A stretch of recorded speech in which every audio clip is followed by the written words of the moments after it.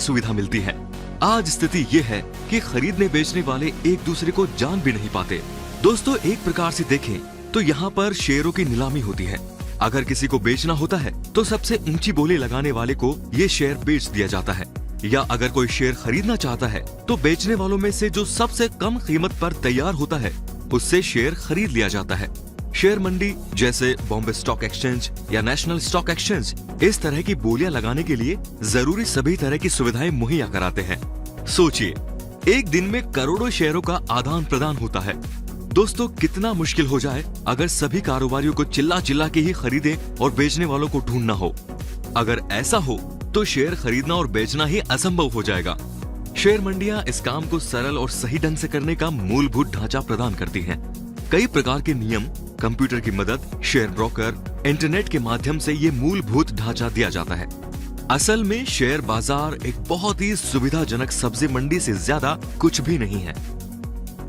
दोस्तों, कुछ साल पहले तक बॉम्बे स्टॉक एक्सचेंज में सीधे खरीद फरोख्त करनी पड़ती थी, लेकिन पिछले कुछ सालों से कंप्यूटरों और इंटरनेट के माध्यम से कोई भी घर बैठे शेयर खरीद और बेच सकता है। सूचना क्रांति का ये उत्कृष्ट नमूना है। जो काम पहले कुछ पैसे वाले लोग ही कर सकते थे, अब वो सब एक आम आदमी भी कर सकता है। दोस्तों, आजकल सभी शेयर डीमैटेरियलाइज्ड होते हैं। शेयरों के अलावा निवेशक भारतीय म्यूचुअल फंड में भी पैसा लगा सकते हैं। आम ग्राहक को किसी भी डीमैट सर्विस देने वाले बैंक में अपना खाता खोलना पड़ता है। आजकल कई बैंक ऐसे हैं जैसे आईसीआईसीआई, एचडीएफसी, भारतीय स्टेट बैंक इत्यादि डीमैट सर्विस देते हैं। इस तरह के खाते की सालाना फीस 500 से 800 रुपए तक होती है। शेयर बाजार किसी भी विकसित देश की अर्थव्यवस्था का एक महत्वपूर्ण हिस्सा होते हैं। जिस तरह से किसी देश, गांव या शहर के विकास के लिए सड़कें, रेल यातायात, बिजली, पानी सबसे जरूरी होते हैं, वैसे ही देश के उद्योगों के विकास के लिए शेयर बाजार जरूरी है। दोस्तों, उद्योग धंधों को चलाने के लिए कैपिटल चाहिए होता है। ये उन्हें शेयर बाजार से मिलता है। शेयर बाजार के माध्यम से हर आम आदमी बड़े से बड़े उद्योग में अपनी भागीदारी कर सकता है। इस तरह की भागीदारी से वो बड़े उद्योगों में होने वाले मुनाफे में बराबर का हिस्सेदार बन सकता है। मान लीजिए, अगर किसी भी नागरिक को ये लगता है कि आने वाले समय में रिलायंस या इन्फोसिस भारी मुनाफा कमाने वाली है, तो वो इस कंपनियों के शेयर खरीद के इस मुनाफे में भागीदार बन सकता है। और ऐसा करने के लिए जो व्यवस्था चाहिए वो शेयर बाजार प्रदान करता है। और शेयर बाजार इस बात का भी ख्याल रखता है कि किसी भी निवेशक को बराबर का मौका मिले। शेयर बाजार में पैसा बनाना बहुत आसान है, उसी प्रकार यहाँ पैसा खोना भी बहुत आसान है।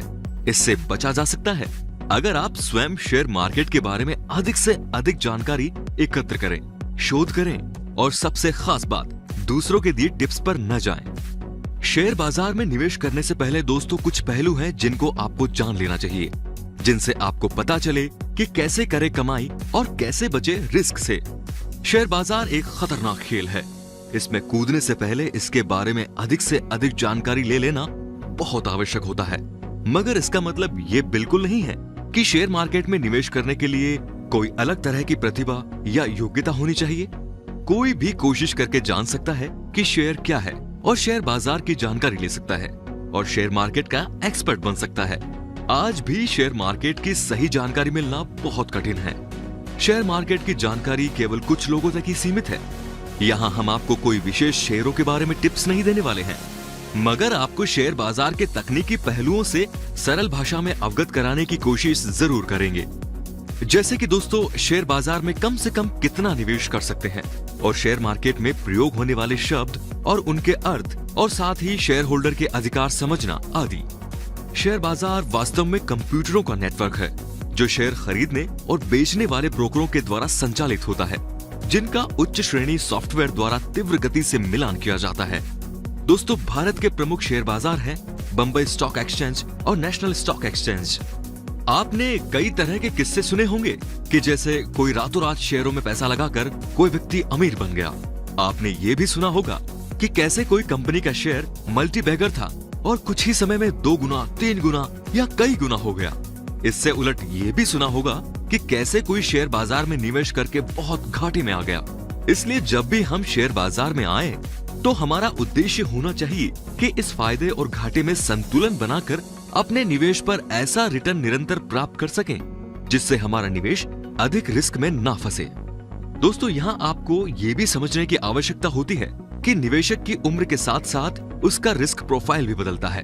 कम उम्र का निवेशक अधिक रिस्क लेकर आक्रामक रूप से निवेश कर सकता है, क्योंकि उसके पास अधिक कमाई करने के लिए अभी बहुत अधिक समय है और हो सकता है कि उस पर बहुत अधिक जिम्मेदारियां ना हो। 40 से 50 की उम्र तक आते आते रिस्क लेने की क्षमता कम हो जाती है और जिम्मेदारियां बढ़ जाती हैं। इस उम्र में डिफेंसिव होकर कैसे निवेश करें, ये भी समझना आवश्यक है। आमतौर पर कहा जाता है कि अपनी उम्र को 100 में से घटा दीजिए और जो बचे अपने निवेश का उतने प्रतिशत शेयर बाजार में निवेश करें। उदाहरण के लिए यदि आपकी उम्र 20 साल है तो 100 में से 20 घटाने से 80 बचेगा, तो 20 की आयु में अपनी बचत का 80% शेयर बाजार में निवेश करना चाहिए। इसी प्रकार 60 की उम्र में 40% निवेश शेयरों में करना चाहिए।